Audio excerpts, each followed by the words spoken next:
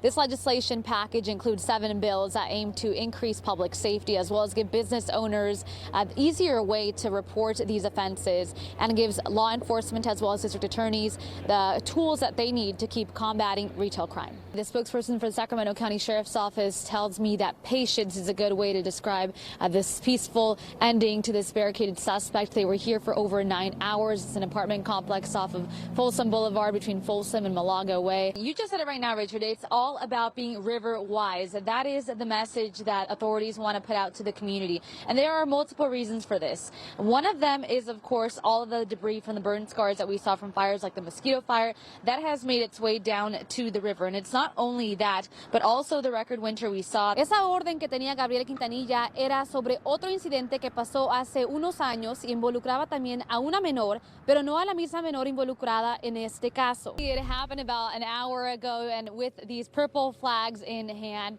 students here from Parkway Elementary with parents and staff here all participated in the Ruby Bridges Walk to School Day. I want to get to video now and show you what it looked like. I do want to show you guys something that we've seen develop here in the last hour. If you look here behind me, you see the semis, and that's nothing different than what we've seen. But if we pan the camera to the left, you see that big line of trucks and cars off to the side. We've just heard CHP and authorities kind of put over the radio system, hey, you're not supposed to be on the shoulder there. You're supposed to keep that area clear, and that's the exit here on Applegate. So that's a new development, something that people are doing that they're not supposed to be doing. They're not supposed to stop on that area. So that is something new to report to you this hour. Now, I want to get to the truck drivers who've been here for some of them 60 plus hours. A pair that we spoke with yesterday, I checked back in with them this morning, and they tell me, you know, they're down to their last 2 apples. They had some more fruit, but they were sharing it with the truck driver in front of them because they didn't have as much food. And this is how they are rationing the little bit of food they have left. Take a listen. We have little bit only bread and milk, you know. What we have in the fridge, so almost is finished. Aunque se está observando un aumento en el número de casos y hospitalizaciones, los funcionarios de salud no creen que las cifras llegarán al nivel de hace 6 meses. Y eso, gracias a la vacuna. Right behind me, you can see hundreds of nurses here rallying. They're on their way to the state capitol. And to talk to me a little bit about why they are doing this, I'm going to bring in Andrea Muir. She's going to walk with me this way. Why are you guys out here today? Well, we are wanting legislation to help the nursing profession be sustainable. Eric, just a few hours ago, I sat in on a youth group discussion of about 15 girls. And even though most of them can't even vote yet, they say today's decision already has them worried about their community. I want you guys to think about how that impacts our community, meaning the Black community, directly. Following today's Supreme Court decision to overturn Roe v. Wade, tough conversations are already happening among young women of color. Rape statistics for Black women are higher, and we're also in poverty more, so that would make it so we're not able to support our children if we are forced to have them. A group of about 15 young girls spoke openly about the mental health challenges the Black community will now face. Some people can be very depressive.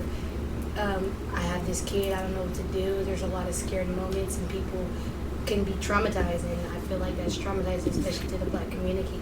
A 2021 University of Colorado Boulder study found that if Roe v. Wade was overturned, pregnancy-related deaths would increase 7% among all women in the first year. But Black women would see a 12% increase in pregnancy-related deaths in the first year alone, and a 33% increase in subsequent years, the highest of any ethnic group. Even if you have said resources, your chances of dying as a Black woman during birth are still higher because doctors don't believe you feel pain. Like, they don't believe you when you say, I can't breathe, or my head hurts. Like, that is how Black women literally die giving birth. Green doesn't believe overturning Roe v. Wade will stop women of color or those with little means from getting an abortion. It's just gonna make it more unsafe, and more women are gonna die seeking these different things in back alleys. The group also worried about the effects today's ruling could have on the kids born to women of color who live in states where abortion isn't an option. Putting the children in harm's way of abuse, depression as well. These young teenage girls still grappling with how this will affect women across the nation. It also makes you feel like you're kind of like a passenger on your own life, like you're not able to pilot your own life, and like you have somebody else running it. It's like a weird feeling. It's very not okay. And Eric, you can tell from what these young girls said, there's a feeling of hopelessness. You know, they have no control over what happened today, and now this is the America they will grow up in. Reporting live from the state capitol, Monica de Anda, Fox 40 News. We're at the command post for the Oak Fire, and this fire just keeps on getting bigger and bigger. Now, right now, firefighters are battling, trying to get control of it. However, the scars of this fire are already visible. The damage evident as the Oak Fire rages on. The fire is burning. It started yesterday at 2:10 p.m. Grew rapidly. Extreme conditions out here, super dry, hot. This rapid spreading wildfire destroying anything in its path. Along Triangle Road, a chimney, all that's left of this home. And just down the road, 2 charred cars sit in this now empty plot of land. This home, one of the lucky ones, but you can see just how close the fire was at one point. We can confirm that 10 structures have been lost. I'm not sure if those are all homes or just buildings.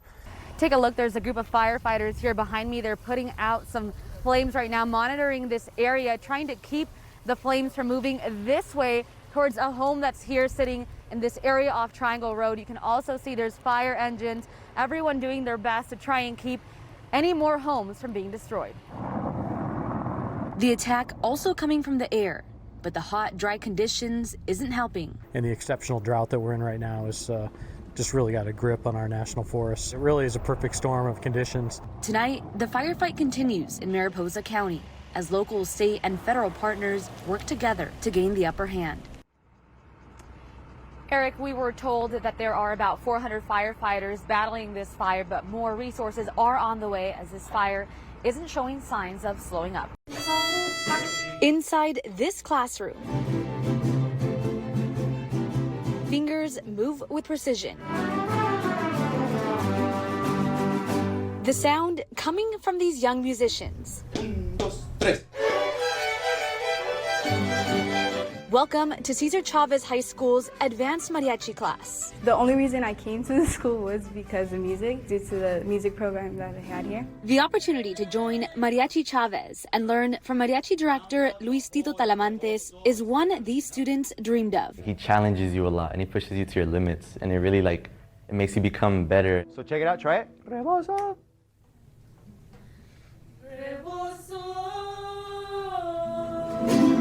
See that? See where it goes? Talamantes first picked up an instrument at age 10 and went on to be a founding member of Mariachi Chavez in 2005. I decided then during my high school years that I was going to be a music teacher. But not before joining the music industry. Talamantes was a professional musician from 2010 to 2014.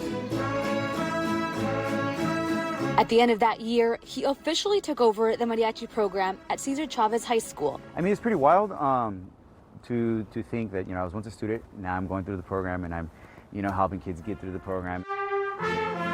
He looks at what you're struggling on and he gives you tips, he gives you points of view, and he just encourages you. Under Talamantes, Mariachi Chavez has been invited to play at the State Assembly, the Kennedy Center of Performing Arts in Washington, D.C., and even the White House. This on top of performing hundreds of times and even recording a music video. What's even more satisfying, more fulfilling, is that a lot of students that I've had come through the program are now music teachers themselves and teaching mariachi out in the community. Inspiring the next generation of musicians. Okay, take it again.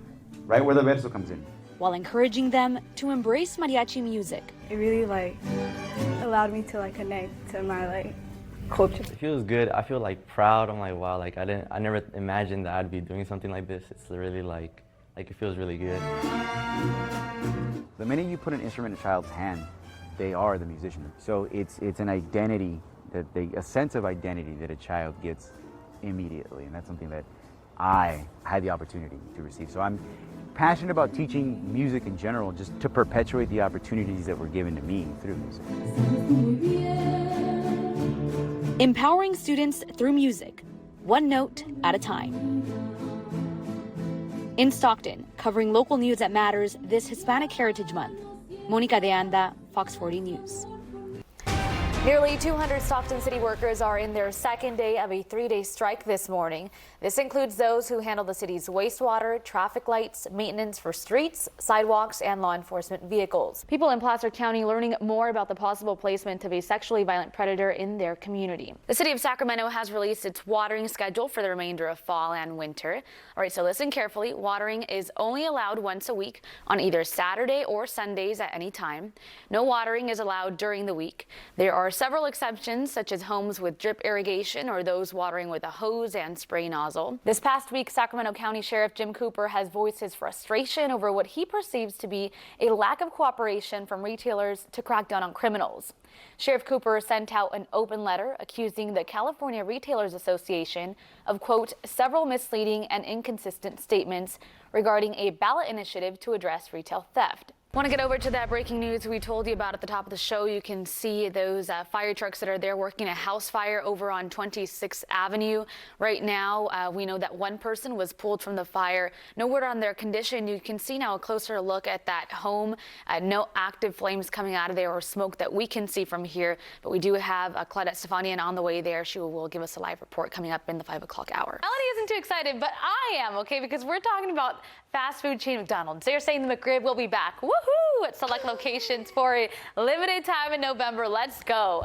Last year, McDonald's announced the McRib would be permanently discontinued, but they now say many fans were not ready to give it up. I sure was not. So the McRib originally debuted in Kansas City in 1981 and was created by the same executive chef of McDonald's who created the McNugget, and I think that's why I love McNuggets. What explains it. I love the McRib. I'm going for it. As soon as it's back, I'm there.